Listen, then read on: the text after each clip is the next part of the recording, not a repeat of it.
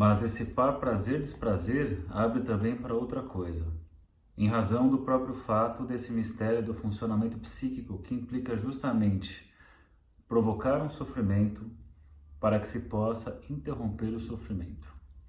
É com essa citação que a gente começa a aula 17 do curso Freud do Zero.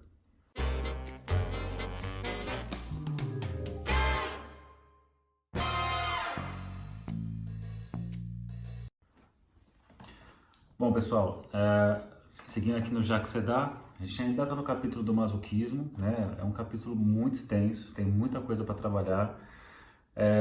Quem está estudando aí sabe que ele traz conceitos que não são exatamente só de Freud, né? De Freud, né? Tem pitadinhas lacanianas, tem Laplanche aqui, então ele está dando uma roubada aqui, enfim. Mas eu acho interessante, dentro desse cenário do masoquismo, pensar um pouco do processo, porque está trazendo o tempo todo, quando está falando da transferência, do masoquismo, da criança má, o lugar que o paciente se coloca, como uma tentativa de não se separar do outro, né? E essa ideia é muito interessante, porque isso vai percorrer a obra do Freud, né? E isso você vai encontrar em outros textos também, e isso você vai encontrar na clínica, né? Eu enxergo muito isso na clínica, é uma forma que eu penso a clínica, não necessariamente tem que ser pensado assim, mas eu penso a clínica assim. Eu até falo que eu falo isso baseado numa ideia do Lacan, né? Que o neurótico confunde a demanda do outro com o seu desejo. Mas em termos práticos, eu digo assim, né?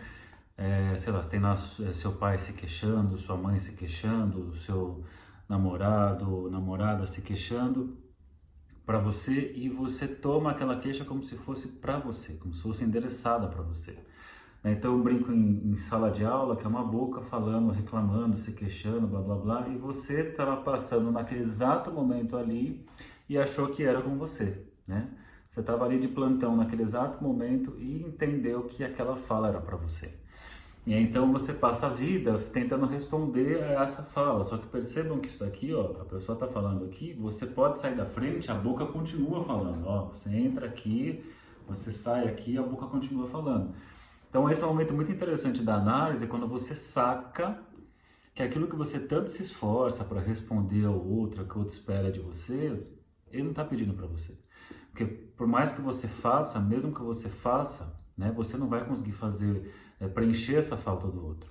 Você pode entender isso por várias maneiras. Uma delas, pensando lá no começo das nossas aulas de Freud, é que o objeto é o elemento mais variável da pulsão. Que é impossível encontrar esse objeto, um objeto para Freud, para sempre perdido. Então, aquilo que a pessoa pede, obviamente que não se trata disso. O Lacan é muito mais enfático nessa questão, né? Ele diz assim, se alguém te pede algo, não significa que a pessoa queira. E a gente sabe disso, quando alguém pede alguma coisa, como é que você oferece aquilo que a pessoa pede? É o suficiente? Não, não é suficiente, né? E na clínica isso é muito claro. E é interessante quando a pessoa se dá conta, através da análise, que essa boca fala independente, ó, eu tô fora, eu tô aqui, vai se dar conta que o outro não está falando para ela. E aí então ela se depara com uma outra situação. O outro não está falando nada para ela, o outro não espera nada dela. Então ninguém está esperando coisa nenhuma dessa pessoa, né, do sujeito ali em análise. E ele se depara assim, o que raios eu estou fazendo aqui no mundo então? Né? Cai num grande vazio de ninguém estar preocupado com você. É interessante que a gente dá uma superdimensionada na nossa importância, né? Mas já deve ter visto aqueles vídeos lá do Cortella falando sobre quem somos nós, né? Em não sei quantos, sei lá, na numeração no espaço do nosso tamanho, ou no filme Homens de Preto, que vai afastando a câmera, assim, mostrando que a gente está dentro do armário, do armário, do armário, do armário. Enfim, então a gente se atribui uma importância muito grande, e acho que a análise, ela passa por dois grandes momentos, né? A pessoa, ela se depara com isso, que essa boca fala e se queixa e demanda, mas não se direciona para mim, então tem essa quebra, e aí cai um puta de um vazio, e quando cai nesse vazio, então para que eu tô aqui, né? E aí então depois assim, você atravessa isso e você cai no vazio do porquê que eu tô aqui, então inventar assim, o que fazer disso, né? É muito interessante porque tem uma ideia que me marcou muito tempo, né? Muito lá atrás, assim, quando li, tem um livro do Safransky sobre uma biografia do Nietzsche, que tem logo no começo fala assim, né, que na ótica de Nietzsche, eu não sou especialista em Nietzsche, então se alguém é especialista, eu estiver falando uma besteira ao longo da obra, beleza, mas num ponto ali ele coloca que o animal humano ele foi para além do cio. E por ter superado o cio, ele se depara com um desejo ilimitado. Porque no cio você tem aquela questão cíclica, como a gente já falou nos primeiros vídeos aqui. E por se ver assim num desejo ilimitado, né, falta objetos que satisfaçam o seu desejo, ele vai se deparar com o tédio, né?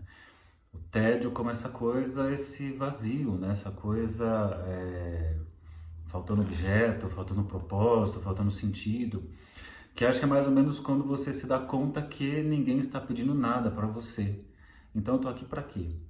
Então é impressionante como existe uma necessidade humana, pelo menos neurótica ou nossa aqui, de estar sempre fazendo alguma coisa, sempre devendo alguma coisa, né? Sempre devendo alguma coisa, desculpa enfiar o dedo aqui, é que chegou uma notificação, desculpa. Sempre devendo alguma coisa, sempre precisando fazer alguma coisa. E aí você vê essa questão do Freud, e eu acho interessante você pegar aqui, ó, nos Irmãos Karamazov, Dostoiévski, aí você vai ter um famosíssimo capítulo, né, ó, quem quiser ler o capítulo, é o capítulo 5, chamado O Grande Inquisidor. Então, uma puta história legal, né? E aí ele coloca, assim, em um determinado momento, assim, fala uma hora, né, de Deus, ele meio que nos deixou aqui, foi viver sua vida eterna, e aí então depois ele retorna, achando que seria um sucesso. Não é sucesso coisa nenhuma, porque você vai ter lá a fala de que ele não faz falta nenhuma, porque agora a religião pode oferecer aquilo que Deus deixou em aberto, em linhas gerais. E aí tem até uma fala, né, que vai ser colocada assim, ó: aceitamos, pois, haveria de responder a este tédio humano universal e eterno, tanto de cada ser individual quanto de toda a humanidade em seu conjunto. A quem sujeitar-se?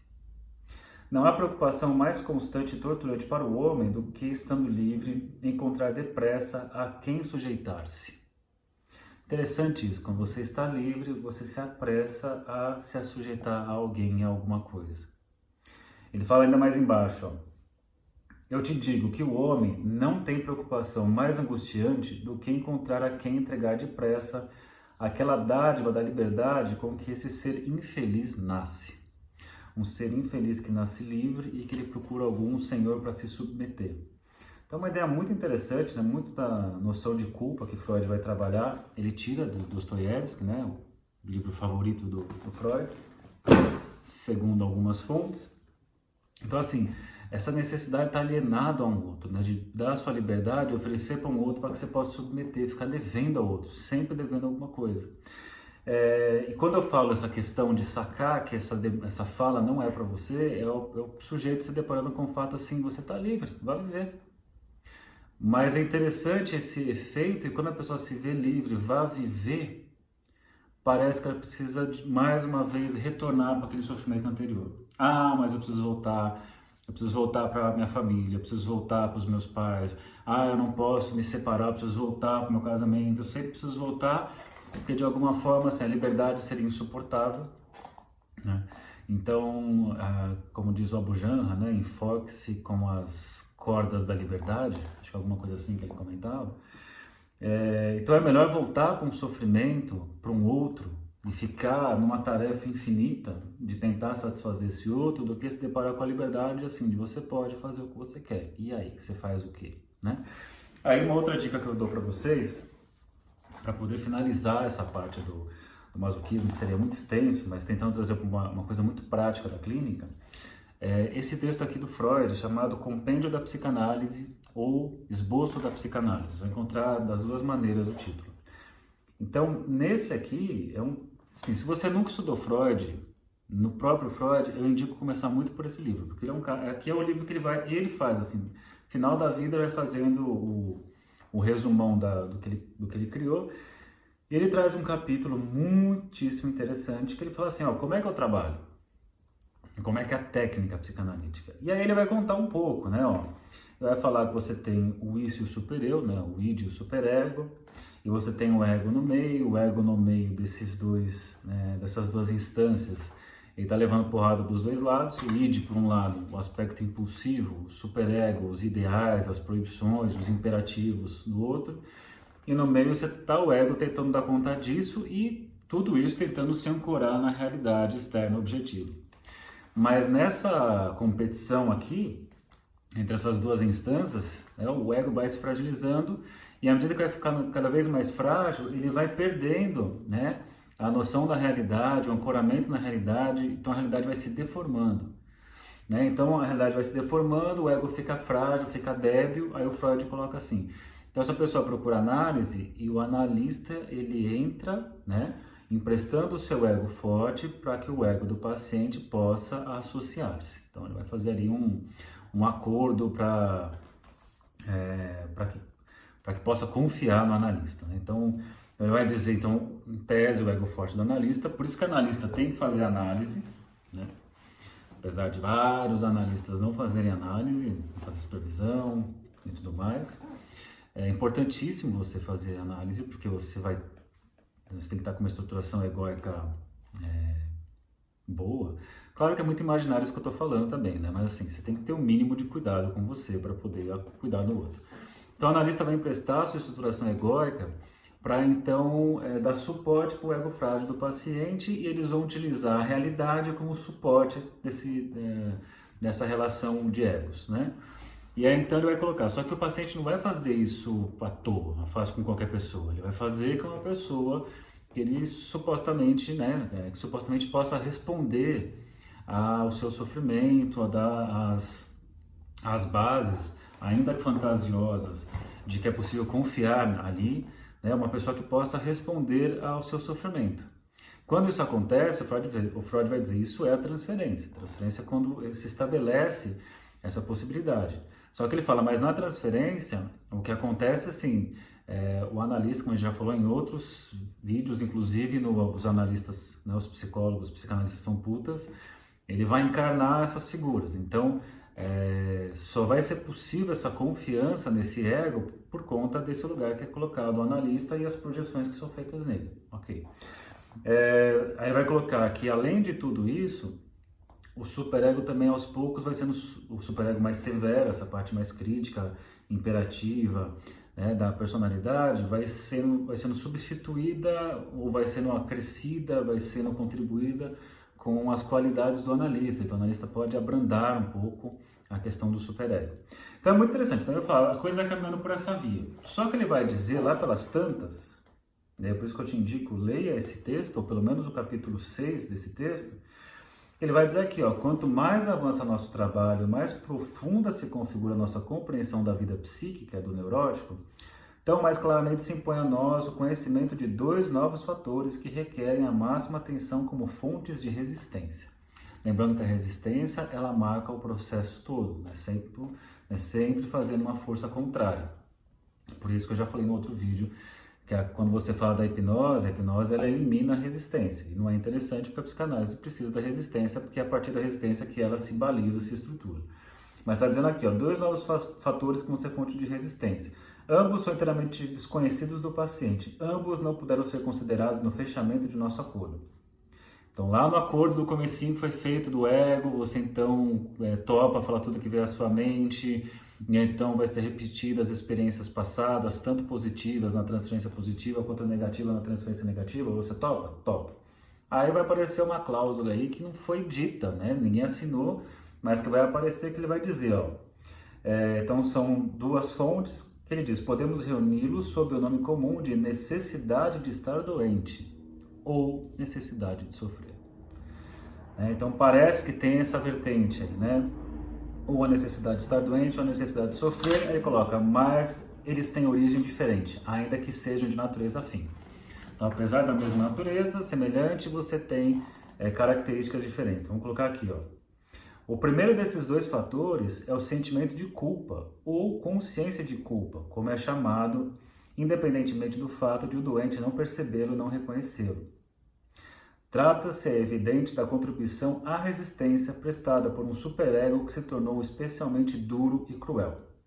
O indivíduo não deve recuperar a saúde, mas permanecer doente, pois não merece coisa melhor. Veja que aqui dá para tentar casar, né? A gente está fazendo aqui uma tentativa de amarrar uma série de coisas. No masoquismo, no Jacques Sédar, está dizendo de uma resistência a esse afastamento, né? De reconhecimento do outro como outro, então de sair desse lugar infantil. Eu falei agora há pouco daquela fala ali que está aparecendo e você tentando responder aquilo, então tentando permanecer nesse lugar de uma importância com o outro, de uma proximidade com o outro. E ele está colocando aqui, no caso, uma resistência para permanecer doente, permanecer nesse lugar de sofrimento, fragilizado. Ele põe aqui, ó, ele não merece coisa melhor. Isso vai de encontro com aquela ideia do sentimento inconsciente de culpa, ele fala isso no Jacques Sédar, né? E o sentimento de culpa, eu falei num dos vídeos, que até eu comentei assim, né? A gente fala muito do cristianismo, né? Das religiões e depois a culpa derivada das religiões.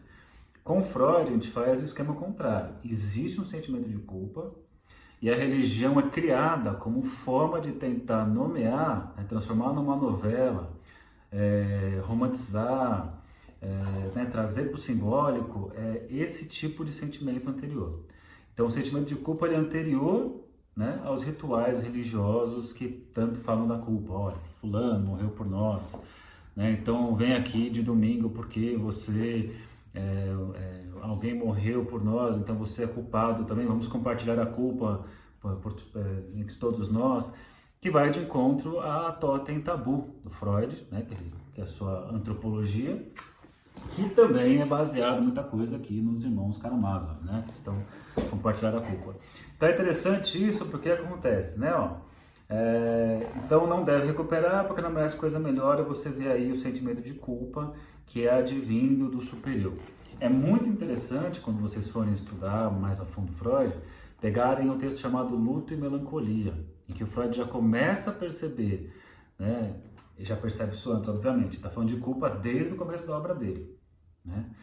Mas você vai falar no meio dos ratos, vai falar coisas anteriores, mas quando você começa a pegar ali Luto e Melancolia, ele falando, né, de uma agência crítica da personalidade, né, alguma coisa que ataca o eu, aí depois mais para frente, ali, mais ainda o princípio do prazer, problema econômico do masoquismo, não, esse é 24, masoquismo é 24.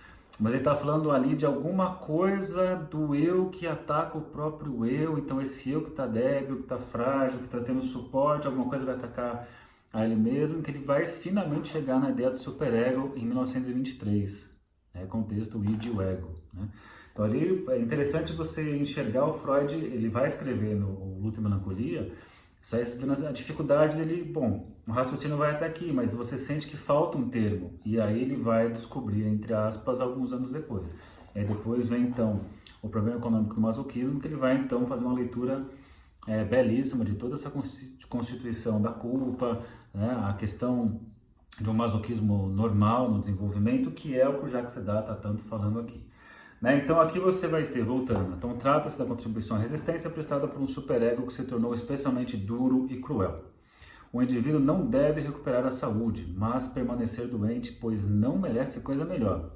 Essa resistência não perturba propriamente nosso trabalho, mas torna-o ineficaz. Muitas vezes ela até permite que eliminemos uma forma de sofrimento neurótico, porém logo está disposta a substituí-la por outra, eventualmente por adoecimento somático. A pessoa pode, então, até por uma parte física começa a sofrer e até as atuações, né? Acontecer alguma coisa em termos de atuação que te impossibilitaria mesmo de continuar a análise. E é interessante, essa consciência de culpa também explica a cura ou a melhora ocasionalmente observada de neuroses graves por meio de desgraças reais. Sabe assim, é como se os afortunados, os sem problemas nenhum, os que não têm problemas, o reino do céu não foi feito para eles. Então você tem que sentir uma culpa gigantesca. Mas quando acontece uma desgraça na vida da pessoa, ela fica aliviada. É como se assim, eu já paguei meu ticket da desgraça, então agora eu posso ficar livre da culpa. Né? Então, por isso que ele coloca, essa consciência de culpa também explica a cura ou a melhora ocasionalmente observada de neuroses graves por meio de desgraças reais, pois a única coisa que interessa é que a pessoa esteja infeliz, não importa de que maneira. Né? E aí ele vai colocar, menos fácil é demonstrar que existe uma outra resistência. Lembra que eu falei de duas resistências? A outra qual que é? Entre os neuróticos, há pessoas em que, a julgar por todas as suas reações, o impulso de autoconservação experimentou uma verdadeira inversão. Elas não parecem ter outra coisa em vista senão prejudicar e destruir a si mesmas. Né? Masoquismo aqui aparecendo. Talvez também pertençam a esse grupo as pessoas que no fim realmente cometem suicídio. Bom, eu recomendo aqui que vocês leiam esse texto, porque ele faz o beabá bem bonitinho da clínica freudiana, da parte prática. Mas então, só encerrando aqui, né, então a gente finaliza essa parte do masoquismo do Freud, né, o Jacques Sedar traz a sua leitura, tem muita coisa que ele vai, assim, que eu acho que fica um pouco indigesto para a gente trazer. Eu tentei fazer uma coisa um pouco mais clara e lógica, pensando em termos clínicos, né? Então, o que mais temos aqui que precisa? E aí diz aqui uma parte bem interessante do Jacques Sedar, só para finalizar o nosso vídeo, o paradoxo do sentimento de culpa, na página 137, se traduz por um duplo efeito, renunciar ao prazer e punir-se por almejar prazeres. Quanto mais se renuncia ao prazer, mais a culpa por pensamentos de prazer. Pois é, o que ferra é querer ser bom, né? O que ferra é querer servir ao superego. Quanto mais você serve ao superego, mais ele vai exigir de você. Quanto mais correto você tenta ser, mais vai ser insuficiente. A forma que eu falo para os alunos em sala de aula é assim, que nem quando você está devendo no banco e você está devendo e vai pagar juros. Não adianta pagar juros, você vai pagar juros e o juro continua crescendo, crescendo, crescendo, crescendo. O esquema é, deixa estourar tudo, uma hora o banco vai entrar em contato com você e fazer um acordo. Aí sim você vai baixar esse valor para bem pouquinho, ou possível, vai fazer parcelado, etc e tal. Mas quando você tenta servir a isso, e aí você vê pessoas às vezes muito religiosas, ou muito corretas em aspectos morais, ou que trabalham demais, né? E quanto mais você serve, a coisa não tem fim. Uma coisa que eu até falei recentemente para um conhecido meu, assim, que trabalha, não consegue ter fim no trabalho. O trabalho nunca vai ter fim. Então, não queira terminar esse trabalho para então começar a viver. Vai fracionando, mas paciência. Tá bom? Então é isso. Bons estudos e até a próxima aula.